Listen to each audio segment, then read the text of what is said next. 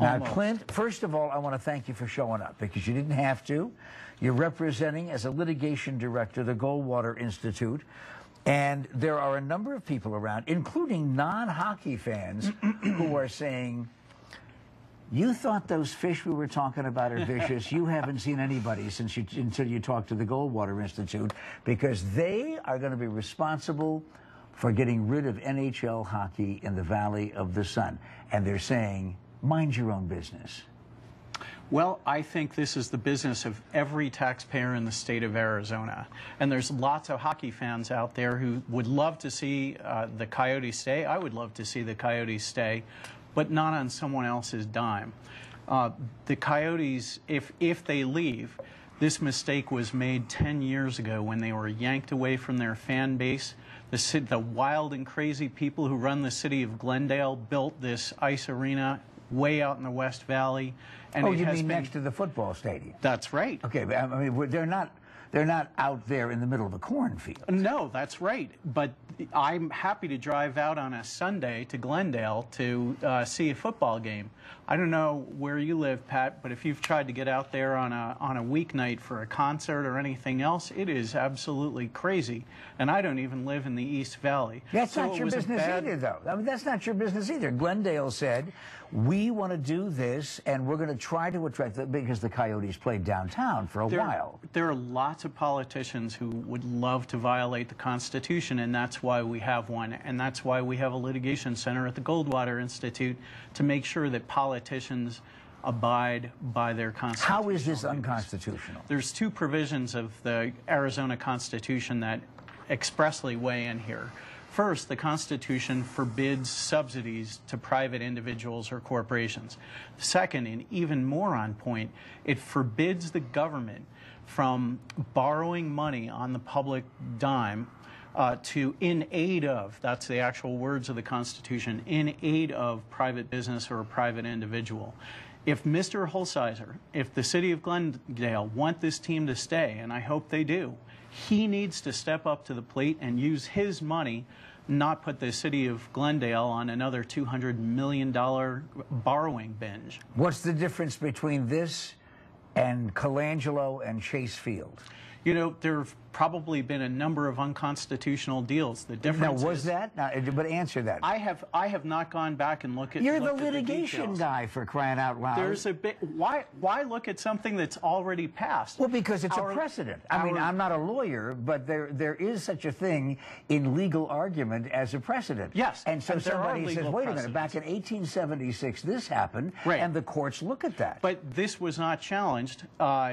And there was no Goldwater Institute litigation center at the time. If there had been, and if it was illegal, we would have been on their tail. Are you suspicious, then, as a private citizen and an attorney in this specialty field, that this exact same thing or a similar thing may be unconstitutional when it comes to Chase Field and University of Phoenix Stadium? I think these unconstitutional things probably happen all the time. And there is a case on point when Tempe years ago tried to build a minor league baseball field and lease it for $1. And the court said, hey, you've got to get fair consideration for this. In this instance, the city of Glendale is acting like the federal government, acting like it can print money. It's borrowing $197 million and putting it in the pocket of a wealthy Chicago businessman. That's not how business is done. Well, why don't we leave it up to the residents of Glendale, then? I mean, if they're the ones that are on the hook. The problem with that, well, the city itself has avoided putting the issue to a vote. Normally, this could be put to a vote, but the city adopted this as an emergency measure. But even if the city of Glendale were to approve it, if one taxpayer says, I don't want to have my money used for unconstitutional purposes, we're going to be there defending that taxpayer's rights.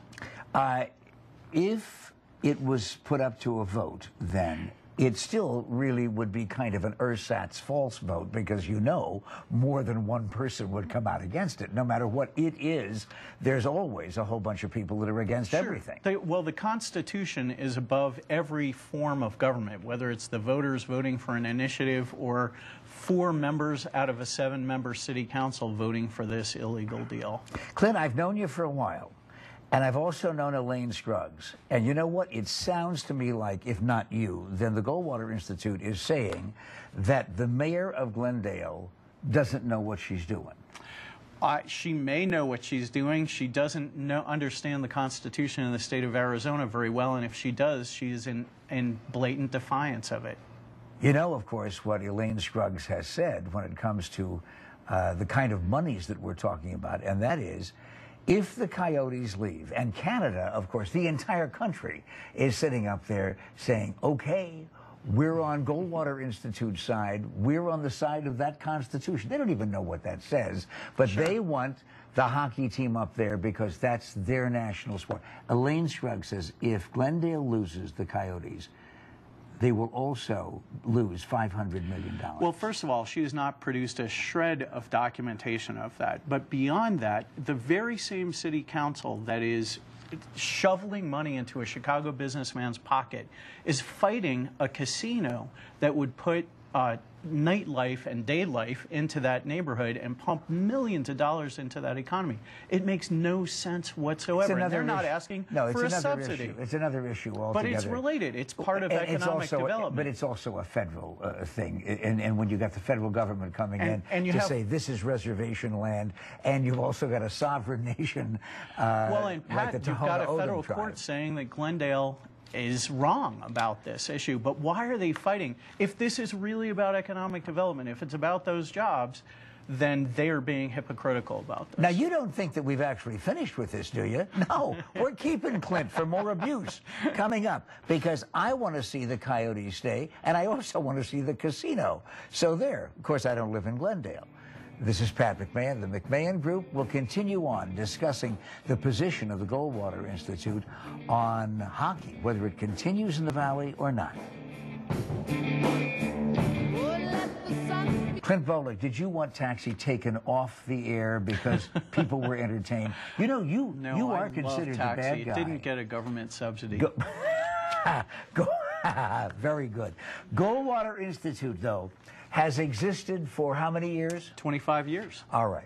And you've got the magic name Goldwater, even though Barry didn't say, I want an institute in my name, right? He gave his blessing to the institute that bears his name, and of course his son Barry Jr. is on our board of directors. And so you have the name, and you have the assignment to make sure that you're the watchdog that takes care of the public, even if the public are hockey fans who don't want taken care of.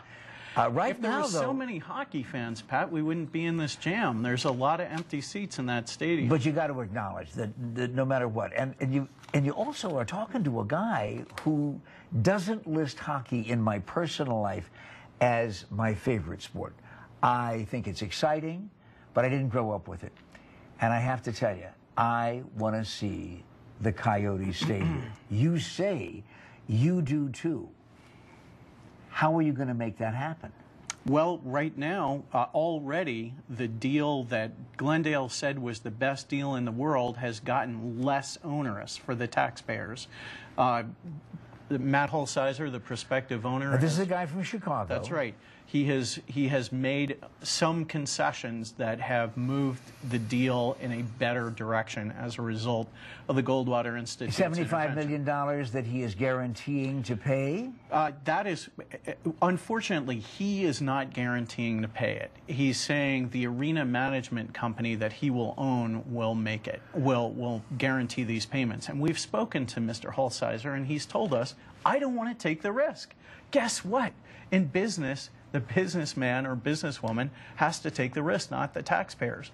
But he has moved to at least acknowledge that the taxpayers should not be entirely on the hook for his hockey team. So what deal would you accept that's constitutional that would keep the hockey team here? Well, the best way to do this is for Holsizer, if he doesn't have the money himself, and we think he does, is to go out and get investors and take the taxpayers off the hook. Clint, excuse me, but I repeat, when it comes to how Holsizer spends his money, it's none of your business. It is my business, and it's all of our business if he is using our money, taxpayers' money. You mean like it has been done in virtually every city in the United States? Those with horrible results. Those privately owned arenas and stadiums, are so few and far between that you have to acknowledge the fact that even though mistakes may have been made, and even though it may have gone against the wishes of the constitutional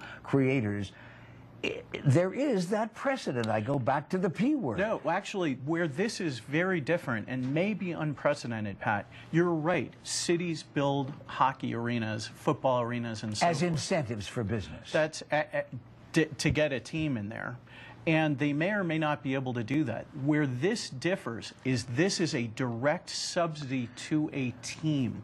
They've already built the arena. The Glendale taxpayers are already on the hook for hundreds of millions of dollars. Yesterday, the Arizona Republic reported that the city of Glendale is so in hock that it can't finish construction on buildings that it already borrowed money for. No, not just because of hockey, because... No. They're just deeply in debt, and they're now proposing to go $200 million more into debt. So you think the solution is, then, if Hulsizer can't pay for the thing out of his own pocket or other investors joining him, then we should just simply call a halt to NHL hockey here. The Coyotes move to Canada. And how does that benefit Glendale? Just a moment. A couple of stats. You've already said Elaine Scruggs has never presented proof, but she says, the mayor of Glendale says $500 million that the city stands to lose over the next 30 years.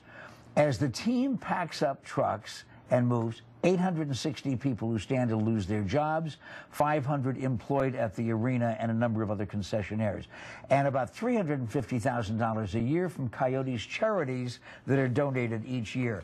Does that make the Goldwater Institute happy? No, but what would replace it? Scruggs is basically assuming, oh, the Coyotes leave, the arena goes dark, and that's ridiculous. What did we have before? We had a major league hockey team. We had a minor league hockey team. Guess what? They don't get subsidies, but they do bring in tickets. So you subtract $200 million from the city's debt, and you have revenue. You bring in other events as well, and you're not subsidizing them. That's the key thing. Glendale needs a plan B. Every government official... Have you been able to sit down at a table with Glendale and all of the parties involved and say, here's our thoughts, try Plan B from the Goldwater Institute? Pat, first of all, we're not in the business of managing an arena. But beyond that, yes, we have asked Mayor Scruggs, I think it's 4 weeks ago this week, to meet with us in a public meeting with the owner of the team. He has agreed to do it. Mayor Scruggs hasn't even responded to that. Okay, listen, we're out of time. Certainly we haven't resolved everything, but at least people know where you stand. The one question I have is, doesn't it humble you a little bit and the Goldwater Institute to be on one side with Major League Hockey, the Valley of the Sun enthusiastically saying, no, don't lose this team, along with John McCain and Jerry Colangelo? Well, I have to say it's a disappointment that the man who took Barry Goldwater's seat and who fights pork in Washington, D.C., is standing against the Goldwater Institute and wanting to subsidize a Chicago businessman. The one thing I'm in favor of that the Goldwater Institute has done recently is show up here today, and I thank you, Clint. I'm in favor of that, too. Thanks for inviting me, Pat. I appreciate it.